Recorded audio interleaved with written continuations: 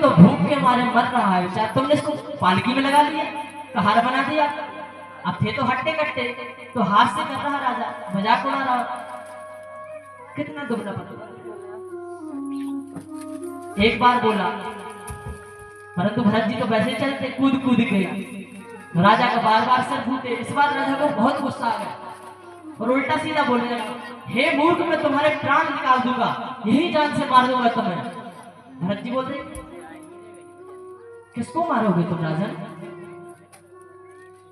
देखिए भरत जी का इतना जन्म हो गया, जन्म इतना इनकी उम्र हो गई, इस जन्म में किसी को उन्होंने उत्तर नहीं दिया, परंतु आज राजा को उत्तर दे रहे हैं। क्यों? क्योंकि जब संत कोई ब्राह्मण अपने ऊपर किसी की जिम्मेदारी ले लेता है तो फिर उसका अच्छा बुरा उसका कर्तव्य होता है, उसका अधिकार होता है कि इसके साथ अच्छा हो। आज भरत जी ने पालकी में ऊपर ही तो ले रखी है जिम्मेदारी, आज रघुवर कंधे पे ही तो है भरत जी के। भरत जी बोलते हैं, राजन किसको मारोगे तुम, किसको मारने की बात कर रहे हो? मुझे मारोगे या मेरे शरीर को? अरे राजन तुम केवल शरीर को मार सकते हो, मैं तो एक आत्मा हूं, मैं तो जीव हूं।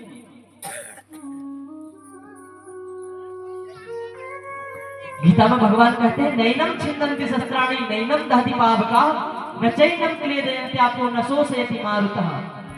आत्मा अमर है, न इसको जल गला सकता है, न अग्नि जला सकती है, न वायु उड़ा सकती है। आत्मा का कुछ नहीं होता। राजन तुम किसे मारने की बात कर रहे हो? बोलो।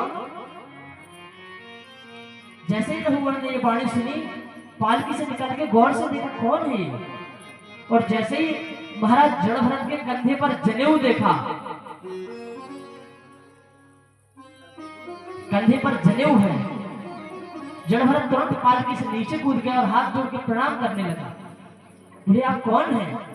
आपका जनेऊ है, आपकी शिखा है, आपने चंदन लगा रखा है, आप कोई परमहंस साधु महात्मा है, कोई ब्राह्मण है, कौन है आप? आज भरत जी बोले, मैं ब्राह्मण हूं, और मैं ब्राह्मण नहीं, ये शरीर ब्राह्मण है। जिस शरीर के कंधे पर तुम बैठे थे ना, ये ब्राह्मण का शरीर है। राजन तुम क्या किसी को मार सकते हो?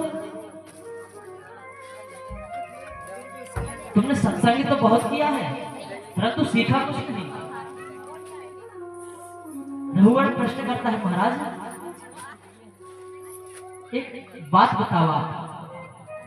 अब थोड़ा सत्संग में बैठा है तो प्रश्न करना तो आने लगा, सीखा नहीं कुछ तो। आज प्रश्न कर रहा है रघुवर राजन कि महाराज बात बताओ हमें एक, ये शरीर है हमारा, इसको हम चोट पहुंचा के पीड़ा होती है, तो आत्मा को भी पीड़ा होनी चाहिए, होती होगी पीड़ा, क्यों नहीं होती?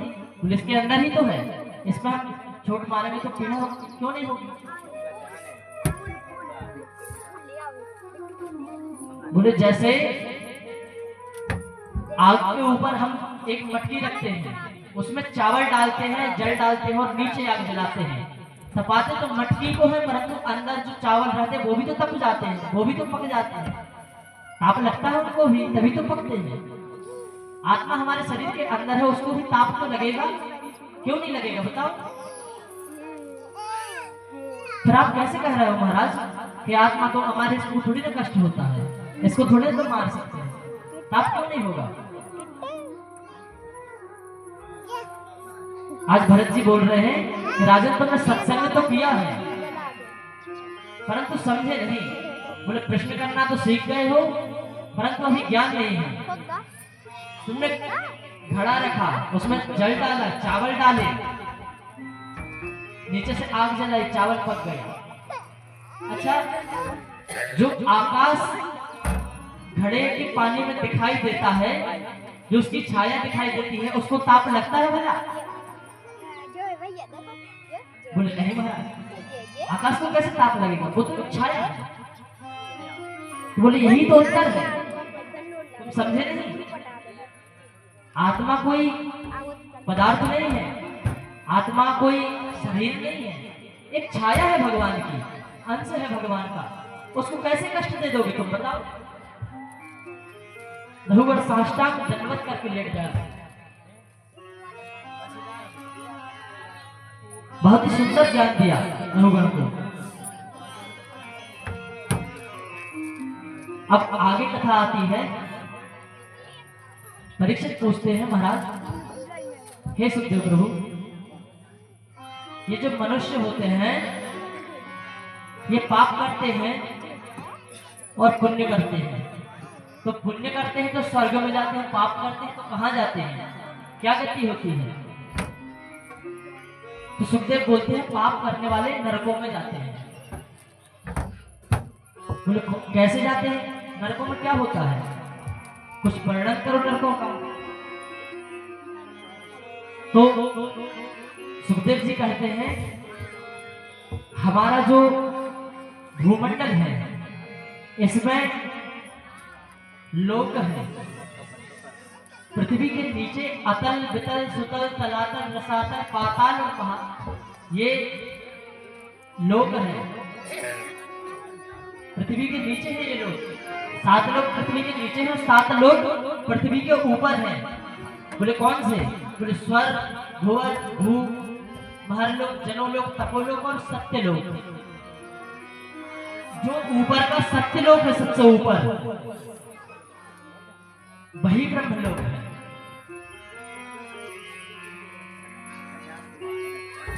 और इन सभी लोगों की दूरी कितनी होती है? बोले 100 योजन की दूरी इन सभी लोगों के बीच में होती है। इतना बड़ा हमारा ये ब्रह्मांड है। हमारे इस भूमंडल में नरक होते हैं। पहला नरक होता है अंधतामिश्र, जो किसी का धन चुरा लेता है, परिस्त्री का संग करता है, परिस्त्री को हरण कर लेता है, किसी से कपट करता है, वह अंधतामिश्र नरक में जाता है।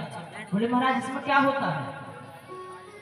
जो अंधतामिश्र नरक होता है इसमें तांबे की भूमि होती है और नीचे से आग जलती रहती है तो तांबा तपता रहता है। ये हजारों योजन की भूमि होती है तांबे तांबे की।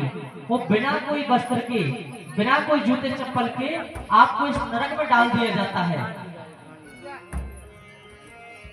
आप हजारों करोड़ों वर्षों तक इस जलती हुई भूमि में आप जलते रहते हैं।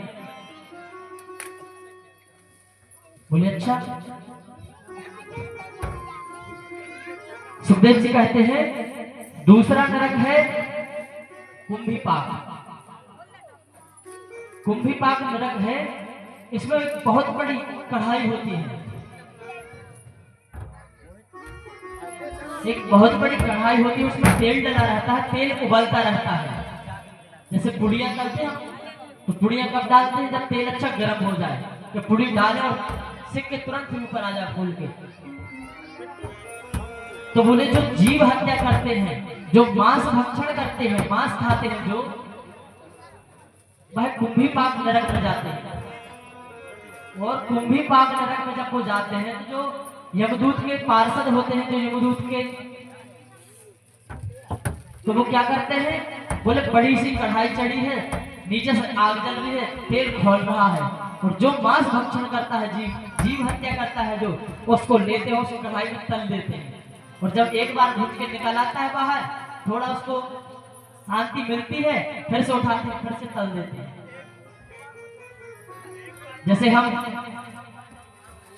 भाजी वड़ा बनाते हैं ना, टिकिया, पहले उसको एक बार तलते हैं, ऊपर ऊपर से सिक गई तो उसको निकाल देते हैं, फिर उसको दबाते हैं। ऐसे ही बोले यमदूत भी खूब कुटाई करते हैं और फिर उसको फिर से तल देते हैं।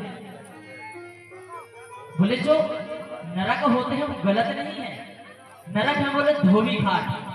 हम कपड़े पहनते हैं तो गंदे तो होंगे, और गंदे हो जाते हैं जब कपड़े, मैले हो जाते हैं कपड़े, तो इनको कैसे धुलते हैं? बोले कपड़े धोबी घाट जाते हैं, वहां पर धोबी क्या करता है? पहले आराम से जल में डुबाएगा, फिर साबुन लगाएगा, फिर अच्छी बड़ी सी मुगरिया लेके वो फटाक फटाक करके खूब पिटाई करेगा, खूब पिटाई करेगी, जब तक कपड़ा बिल्कुल निर्मल ना हो जाए, स्वच्छ ना हो जाए, तब तक मारता ही रहता है। तो इसीलिए नरक बने हैं। जब जीव पाप करता है, हिंसा करता है, मांस भक्षण करता है, मदिरा पान करता है, तो अनेक नरक है। जो जैसा पाप करेगा उसको वैसे नरक में जाना पड़ेगा। और बोले महाराज एक और नरक बताएं? बोले बताओ। बोले ज्यादा सुनने की सामर्थ्य तो नहीं है, एक और बता दो। बोले ठीक है। जो स्त्री होती हैं और जो पुरुष होते हैं, अगर कोई स्त्री पर पुरुष को देखती है गलत दृष्टि से, या कोई पुरुष पर स्त्री को गलत दृष्टि से देखता है, तो उसको वज्रतुंड नाम के एक नरक में जाना पड़ता है। बोले क्या होता है इस नरक में? बोले इस नरक में बड़े बड़े जीव होते हैं, वो उड़ते रहते हैं, जैसे हमारे यहाँ गीध होते हैं, गिद्ध, वो उड़ते रहते हैं उस नरक में। और जब ऐसे पुरुष और स्त्री जाते हैं तो वो उड़ते उड़ते आते हैं और उनकी आंखें निकाल देते हैं। बहुत कष्ट होता है। उनको ले जाकर लोहे के गरम गरम खंभों से आलिंगन कराया जाता है। जब लोहे का एक बहुत बड़ा खंभा होगा, बहुत गर्म होगा, और बिना वस्त्रों के आप जाएंगे और उससे ऐसे आलिंगन करेंगे, उसको ऐसे लिपट जाएंगे, तो क्या हाल होगा महाराज बताइए? सोच सकते क्या हाल होगा? अरे गरम कढ़ाई तो पकड़ लेते हैं हम एक बार, उसी में तो हम फड़फड़ा के छोड़ देते हैं, हाथ जल गए, हाथ जल गए।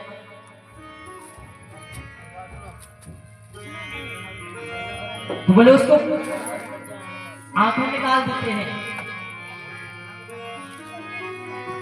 लोहे का आलिंगन कराते हैं। बहुत कष्ट होता है जीव को। परीक्षित ने पूछा महाराज ये जो कष्ट होता है तो ये एक ही बार होता होगा? इतने में तो कोई भी हो मर जाएगा। बोले 1 मिनट में। बोले नहीं। बोले परीक्षित ये भगवान की माया है। भगवान वहां पर ऐसा शरीर देते हैं कि बोले कितनी भी पिटाई हो, कितनी भी धुलाई हो, कितना भी कष्ट हो, इस शरीर को कुछ नहीं होता, पीड़ा बराबर होती है। ना बोले तुम्हारे हाथ पैर टूटेंगे, ना तुम मरोगे। वो नरक के लिए ही तुम्हें एक स्पेशल शरीर दिया जाता है। बोले जाओ नरक में और जो कर्म करके आओ उन सबको भोगो। और जब जुटाई पिटाई होगी नरक में, जीव शुद्ध हो जाता है तो उसका पृथ्वी पर जन्म हो जाता है। परीक्षित का हाथ जोड़ के महाराज बस अब मेरी सामर्थ्य नहीं है कितने और ऐसे और भयानक भयानक नरकों को मैं सुनूं। एक जन तेरा जो ढोर आ रहा है वो बंद कर दीजिए। सुखदेव बोले ठीक है। परीक्षित बोले महाराज मुझे ये बताइए अगर हमें नरकों से बचना है तो क्या करना चाहिए? किसका सहारा लें हम कि हम नरकों में ना जाए? तब आज सुखदेव भगवान कथा सुनाते हैं। मैं तुम्हें एक कथा सुनाता हूं। बोले एक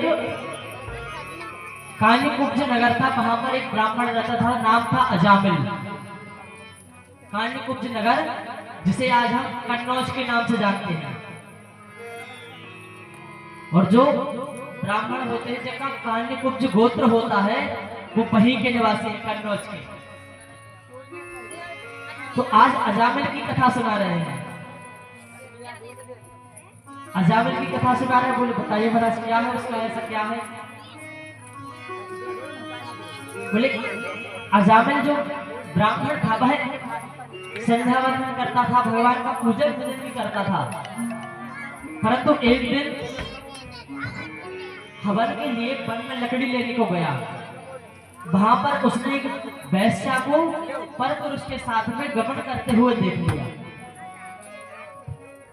और महाराज काम इतना प्रबल होता है कि जिसके मन में एक बार आ जाए तो उसे छोड़ता नहीं है। जैसे ही अजामिल ने देखा अपनी सारी ब्राह्मण वृत्ति भूल गया। तो मैं ब्राह्मण हूँ, पूजा पाठ करना है, मैं हवन के लिए लकड़ी लेने आया हूँ, सब भूल गया। और उस गणिका में, उस वैश्या में इतना आसक्त हो गया कि उसको अपने घर लेके आ गया।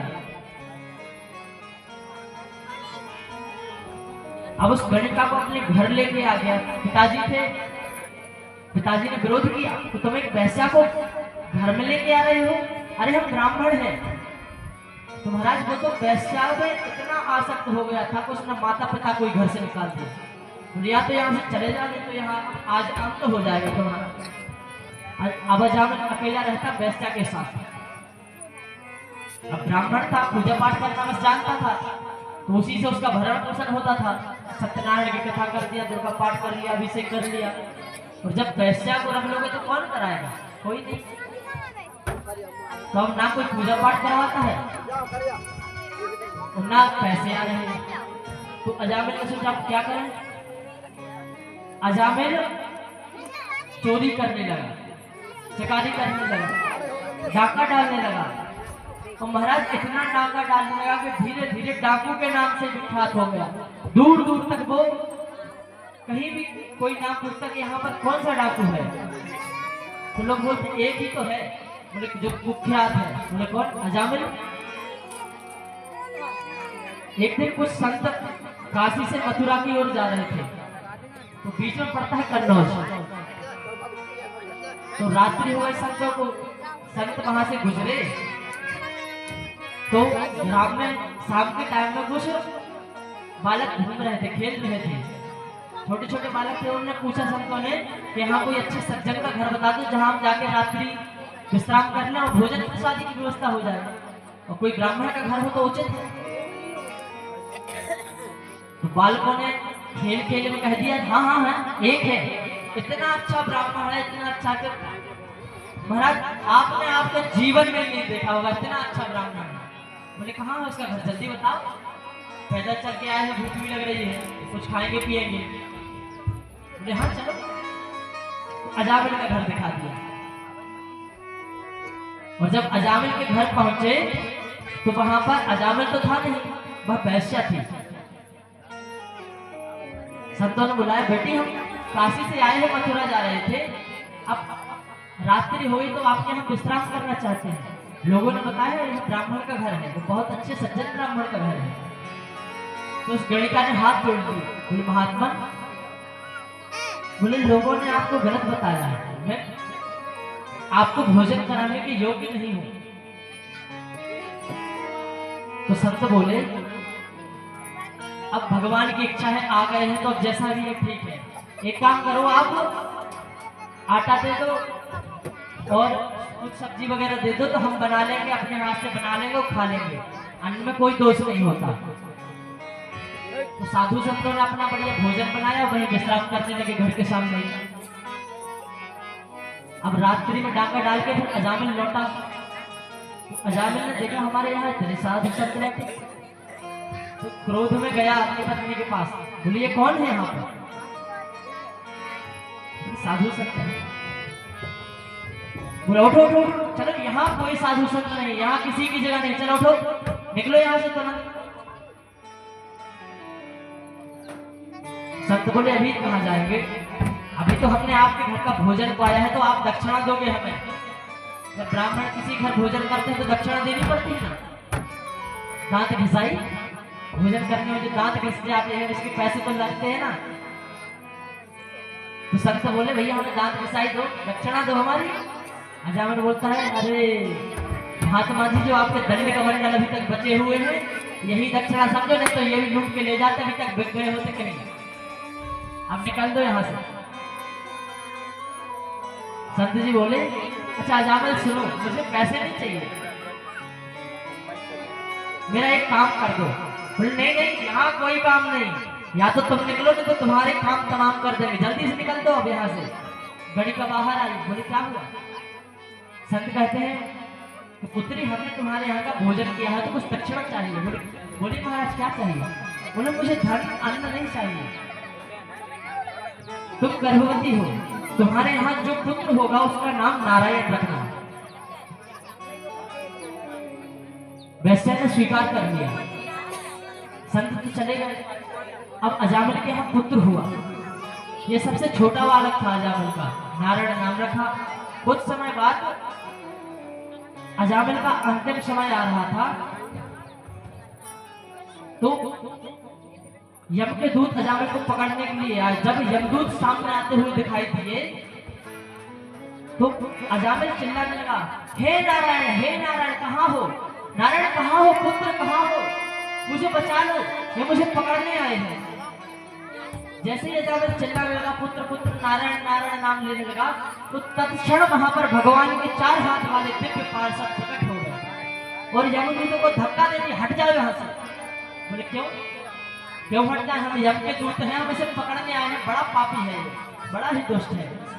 पार्षद बोले, पापी दुष्ट हम कुछ नहीं जानते, इसने हमारे प्रभु श्री हरि नारायण का नाम लिया है, अब तुम्हारा अधिकार नहीं, इस पर कोई से हाथ नहीं लगा सकता, और जो हाथ लगा देगा इसे, उसके हाथ आज हमारे 4 हाथों से बचेंगे नहीं। बोले धक्का देके भगा दिया यमदूतों को। वो कहते हैं जिसकी मृत्यु आती है तो यमदूत केवल उसे ही दिखते हैं और किसी को नहीं दिखते। अजामिल देख रहा है, सारा वृत्तांत देख रहा है। यमदूत चले गए और जो भगवान के पार्षद आए थे वो भी वहां से विलीन हो गए। अजामिल वही है। आज अजामिल ने सारा दृश्य देखा तो अजामिल की जो बुद्धि में जो क्रोध, जो अहंकार, जो छल कपट द्वेष दंभ इत्यादि भरा था, सब कुछ नष्ट हो गया। आज उसको अपने पापों का ज्ञात हुआ कि मैंने क्या क्या पाप किए, कितने कष्ट सहे हैं, और आज केवल भगवान नारायण का नाम लेने मात्र से पार्षद मुझे भगवान के बचाने आ गए। अरे मैंने तो अपने पुत्र का नाम लिया था, बोले और भगवान के पार्षद मुझे बचाने आ गए। ये भगवान के नाम की महिमा नहीं तो क्या है। एक बड़ा ही सुंदर दृष्टांत आता है। एक बुढ़िया थी, वह मरने लगी जब, तो उसके बेटे सामने खड़े उससे बोल रहे, अम्मा राम राम बोलो, राम राम। बुढ़िया बोलती है, बोलते ही नहीं बन रहा। लड़के, अरे राम राम बोलो, इतना तो बोलते ही हो, बोलते नहीं बन रहा, ये और वो, राम राम बोलो और कुछ ना बोलो। बुढ़िया बोलती, बोलते ही नहीं बन रहा तो क्या कर रहा है। अरे राम राम बोलो, मुंह से बोल तो रही हो, राम राम बोलो, राम। हमारी बात का जवाब भी दे रही हो कि बोलते नहीं बन रहा, बोलते नहीं, राम बोलो। तो वहां पर एक सज्जन खड़े थे उनके पड़ोसी, बोले यार, वो अपने आप को बहुत चतुर समझते थे, होते ना अपने पड़ोसी कोई चतुर समझते, ज्ञान देने आते। तो बोले रुको, हम बुलवाते हैं राम राम। वो अम्मा के पास गए, बोले अम्मा, अम्मा बोली हाँ। बोले अच्छा क्या बोलते नहीं बन रहा आपसे। इसने उल्टा सवाल किया कि आप तो बोलेंगे राम बोलते नहीं बन रहा हमसे। बोले ऐसा कौन सा शब्द है जो बोलते नहीं बन रहा। अम्मा बोली जो तुम बुलाना चाहते हो वही नहीं बन रहा, बाकी सब बन रहा। कहते जन्म जन्म मुनि यतन कराही, अंत राम मुख आवत नहीं। अंत में वाणी अवरुद्ध हो जाती है, भगवान का नाम आते ही नहीं है। बोले क्यों नहीं आता है। अरे जिस चीज का अभ्यास होगा जिंदगी भर का हमें, वही तो हमें सरल तरीके से आएगी। हम कोई मंत्र जिंदगी भर याद करते रहे, जिंदगी भर याद करते रहे, तो हम बूढ़े भी हो जाएंगे। तो हमसे बोलो पंडित जी को मंत्र सुना, हम फट से सुना देंगे। और जो चीज कभी याद ही नहीं की, कभी पढ़ा ही नहीं, तो वो हम कैसे सुना देंगे। इसलिए कहते हैं जन्म जन्म को नियतन करा है, अंत राम मुख आवत नहीं। आज अजामिल की यही स्थिति थी। मतलब भगवान का नाम इतना सुंदर।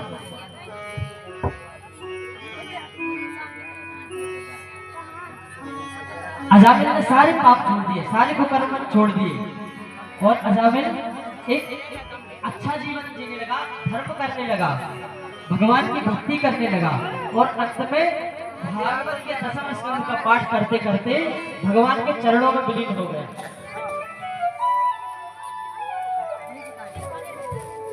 आइए हम भी भगवान के नाम का उच्चारण करते हैं। सभी लोग तालियां बजाते जाएंगे और हमारे साथ गाते जाएंगे।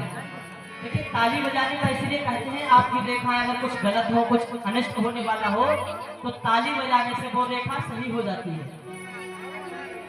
और जब हम गाते रहते हैं भगवान का भजन, तो अंत में अजामिल जैसा नाम आ जाता है भगवान का हमारे मुख में। और जब हम नृत्य करते हैं तो बोले 84 लाख योनियों में हम नाचते रहते हैं ना, ये सब कुछ छूट जाता है भगवान के भजन में नाच लो। तो आपकी इच्छा, आपको नाचना हो तो नाचो, ताली बजानी हो ताली बजाओ, और गाना हो तो गाओ। नहीं तो हम गा रहे हैं, ताली भी बजा रहे हैं। बोले वृंदावन बिहारी लाल की।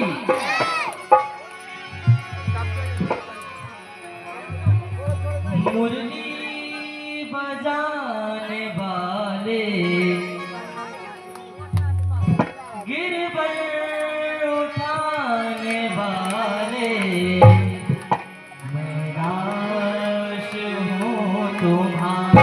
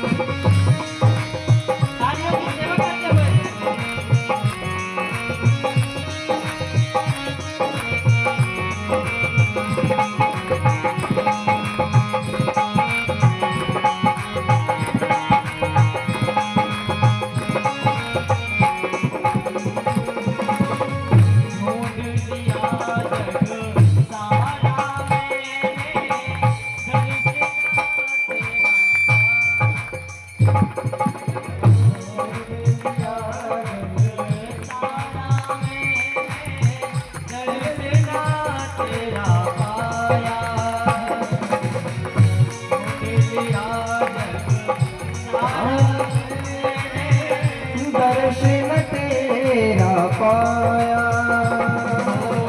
जब मन को एकाग्र किया तो तू दिल बीच समाया।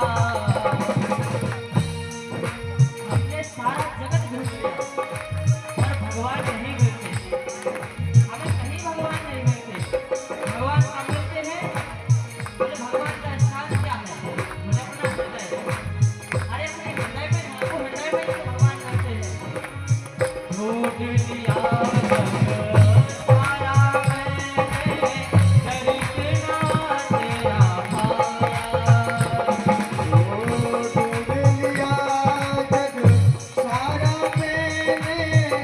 दर्शन तेरा पाया।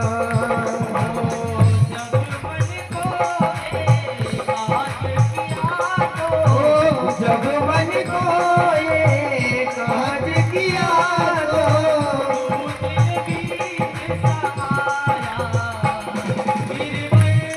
राधे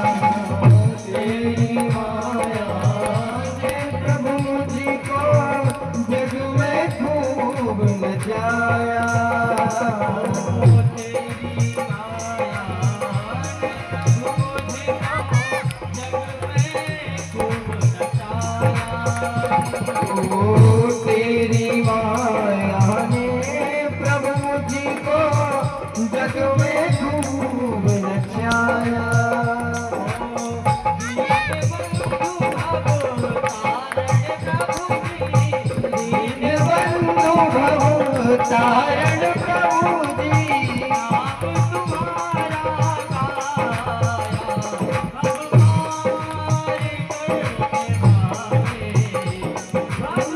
पार करने वाले दोनों हाथ की ताली सेवा करते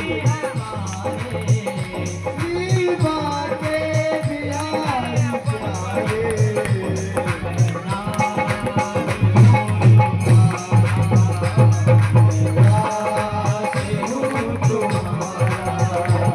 मैं दास हूँ तुम्हारा मैं दास हूँ तुम्हारा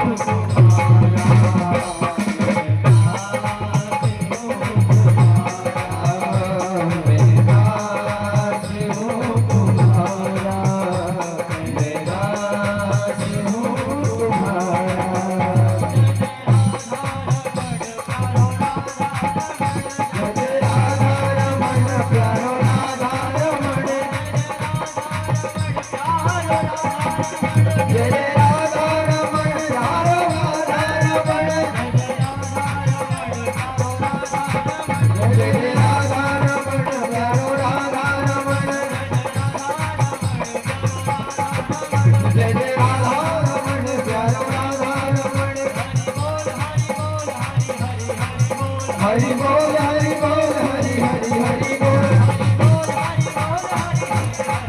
हरि बोल हरि बोल हरि हरि बोल हरि हरि हरि बोल हरि हरि हरि बोल हरि हरि हरि बोल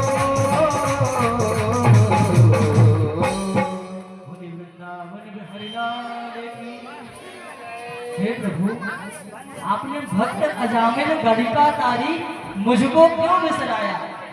आपने तो अजामिल जैसा पापी तार दिया प्रभु। मैं तो फिर भी एक छोटा सा पापी हूँ। और कितने दयालु है हमारे प्रभु। ये कलयुग की विशेषता है ये, क्योंकि कहते हैं जो पुण्य हमें सतयुग द्वापर त्रेता में कई युगों तप करने में मिलता था, वो कलयुग में केवल भगवान का नाम मात्र लेने से मिल जाता है। ये कलयुग की विशेषता है महाराज। इसलिए कहते हैं कीर्तन करते रहो। और जब कीर्तन करते रहेंगे, हमेशा भगवान का नाम लेते रहेंगे, तो मुख में वो अभ्यास बन जाएगा। और जब अंत समय आएगा तो वो अभ्यास ही काम आएगा। यहाँ पर